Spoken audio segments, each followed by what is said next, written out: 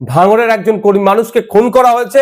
আমি ভাঙড়ের বিধায়ক হিসাবে সর্বপ্রথম যে খুনটা হয়েছে, যে মানুষটা রাজ্জাক খাঁকে যে খুন করেছে, এর চূড়ান্ত প্রতিবাদ করছি। যে বা যারা যুক্ত একটা ওনার ছাড় পাই। এখন শওকত মোল্লা সাহেব রাজনীতি করছেন, পরিবারের লোকজন সরাসরি বলছে এটা গোষ্ঠীদ্বন্দ্বের শিকার হয়েছে। একাধিক ইকুয়েশন উঠে আসছে এই খুনের রহস্যের পিছনে। পরিবার যদি চাই সিবিআই ইনভেস্টিগেশন হোক, পরিবারের হয়ে প্রয়োজনে আমি মামলা করব সিবিআই ইনভেস্টিগেশন করার জন্য। আমি একজন বিধায়ক এখানে ভাঙড়ের, সেটা আমার বড় পরিচয়। আমি ভাঙড়ের বিধায়ক হিসাবে সর্বপ্রথম যে খুনটা হয়েছে, যে মানুষটা রাজ্জাক খাঁকে যে খুন করেছে, এর চূড়ান্ত প্রতিবাদ করছি। সাথে সাথে প্রশাসন বন্ধুদের বলবো, রাজনৈতিক কর্মী না দেখে ভাঙড়ের একজন কর্মী মানুষকে খুন করা হয়েছে, এই হিসাবে তদন্ত করা হোক। যে বা যারা যুক্ত একটা ওনার ছাড় পাই, তাদের সর্বোচ্চ শাস্তির ব্যবস্থা করা হোক। আমরা বারবার ভাঙড়কে চাইছি বোম গুলিমুক্ত ভাঙড় হোক, হিংসা অশান্তি মুক্ত ভাঙড় হোক। দুর্ভাগ্য আমাদের, ভাঙড় ডিভিশন করার পরেও ভাঙড়ের মানুষকে এই ধরনের খুন হতে হচ্ছে দুষ্কৃতীদের দ্বারা। এখন শওকত মোল্লা সাহেব রাজনীতি করছেন, তিনি আইএসএফ কে আমাদেরকে দেখে দেওয়ার চেষ্টা করছে। কিন্তু শওকত সাহেবের যদি আমরা প্রিভিয়াস রেকর্ড দেখি, সেই রাজ্জাক সর্দার থেকে শুরু করে মানিক পাইক থেকে শুরু করে বিভিন্ন সময় আমরা দেখেছি খুন করেছে তাদের দলের লোকেরা, তারাই যুক্ত থেকে অন্যদেরকে, তাদের দলের প্রথম সারির নেতাদেরকে সাইড করেছে। সেই জাহাঙ্গীর খান চৌধুরী থেকে শুরু করে এই ধরনের অনেক আছে। এটা শওকত মোল্লা সাহেবের প্রিভিয়াস রেকর্ড। এখন এই খুনটার কারণ কি হতে পারে? আমি সকালে কয়েকটা ফুটেজ দেখছিলাম পরিবারের লোকজনের, তারা কেউ দাবি করছে ওই দিন 3 জন ছিল, যখন তাকে খুন করা হয় 2 জন তাকে ছেড়ে চলে গিয়েছে। এখন একটা সন্দেহ থেকে যাচ্ছে। সাথে সাথে আজকে আর একটা ভিডিও ফুটেজ দেখলাম, পরিবারের লোকজন সরাসরি বলছে এটা গোষ্ঠীদ্বন্দ্বের শিকার হয়েছে। এবং বাস্তবিক কথা, আমি যতটুকু খোঁজ নিলাম, ওই অঞ্চলে ওই যেখানে বাড়ি যে ছেলেটিকে খুন করেছে, ওখানে আইএসএফ বা বিরোধীদের সাথে ওর সম্পর্ক খুব একটা খারাপ ছিল না। কিন্তু আমি যতটুকু খবর পাচ্ছি, এই লোকটি যাকে খুন করেছে ওরা, আপনার একদা সময় আরাবুল ঘনিষ্ঠ ছিল, প্রেশার দিয়ে চাপ দিয়ে এখন শওকত ঘনিষ্ঠ করেছে। এবার এই সুযোগটা কে নিয়েছে, এটা তদন্ত সাপেক্ষ। একাধিক ইকুয়েশন উঠে আসছে এই খুনের রহস্যের পিছনে।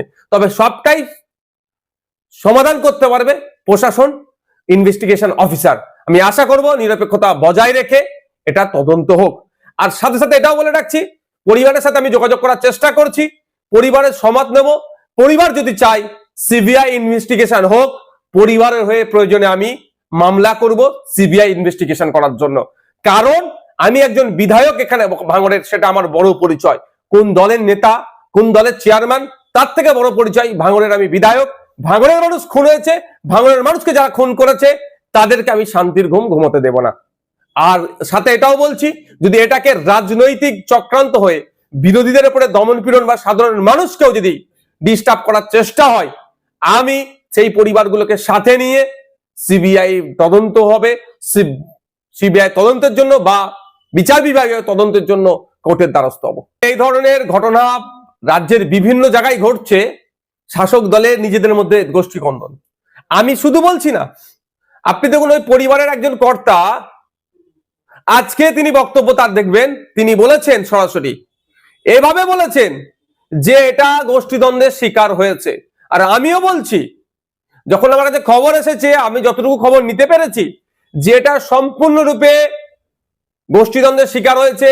হয়তো শওকত মোল্লা সাহেব এই বিষয়টা অনেক কিছু জানেন, এটা অনেক কিছু জানেন শওকত মোল্লা সাহেব, তদন্ত সঠিক করলে উঠে আসবে। ভাঙড়ের বিষয়টা নিয়ে শওকত মোল্লা সাহেব সরাসরি কিন্তু আইএসএফ কে দোষারোপ করেছে। এটা কি মানে আপনি যুক্ত সরাসরি আপনার?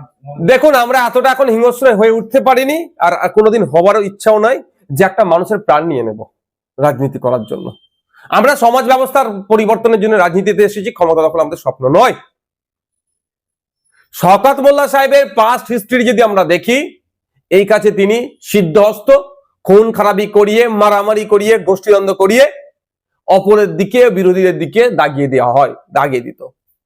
নমিনেশন আটকাচ্ছে, আবার বলছিনি যে বিরোধীরা প্রার্থী খুঁজে পাচ্ছে না। এখন আমি বলছি, এই যে খুনটা হয়েছে, শওকত মোল্লা সাহেবকে যদি সঠিকভাবে জিজ্ঞাসাবাদ করা হয়, এই খুনের অনেক রহস্য উন্মোচন হবে। এটা সম্পূর্ণরূপে আমি দায়িত্ব নিয়ে বলতে পারি, আমি দায়িত্ব নিয়ে বলছি, এটা গোষ্ঠীদ্বন্দ্বের শিকার হয়েছে। এবার কোন গোষ্ঠী করেছে আর কেন করেছে, কোন গোষ্ঠী করেছে এটা এই মুহূর্তে বলা সম্ভব নয়। কেন করেছে এটা আমি বলতে পারি, সেই দিনের শেষে ভাগবটরার লড়াই, এ বড় নেতা হয়ে যেতে পারে, সে ছোট নেতা হয়ে যেতে পারে, এই মর্মে একটি ছেলেকে খুন করা হলো। আমি ভাঙড়ের বিধায়ক হিসাবে রাজনীতির ঊর্ধ্বে গিয়ে বলছি, এই খুনের আমি চরম বিরোধিতা করছি। এর প্রতিহত হওয়া, এটা প্রতিকার হওয়া দরকার। এই ধরনের কর্মকাণ্ড প্রতিহত করার জন্য মমতা ব্যানার্জি ভাঙড় ডিভিশন দেওয়ার পরেও কেন ভাঙড়ের মানুষকে খুন করতে হবে, তার রাজনৈতিক পরিচয় কি আছে আমার দেখার দরকার নেই। আমি একজন বিধায়ক, জনপ্রতিনিধি, প্রত্যেকটা মানুষের সুরক্ষা যাতে পাই তার দেখার দায়িত্ব আমার। সেই জায়গায় আমি দাঁড়িয়ে বলবো, যত তাড়াতাড়ি সম্ভব ইনভেস্টিগেশন হোক, যে বা যারা খুনের সাথে যুক্ত তাদেরকে সর্বোচ্চ শাস্তির ব্যবস্থা করা হোক। আর পরিবারের সাথে যোগাযোগ করব, পরিবার যদি আমাকে ইনশিওর করে, আশ্বাস দেয়, পরিবারকে সাথে নিয়ে আমি এই মামলাটি যাতে হয় বিচার বিভাগীয় তদন্ত হোক বা সিবিআই তদন্ত হোক, যদি পরিবার চাই, আমি তার জন্য মুভ করব কোর্টে।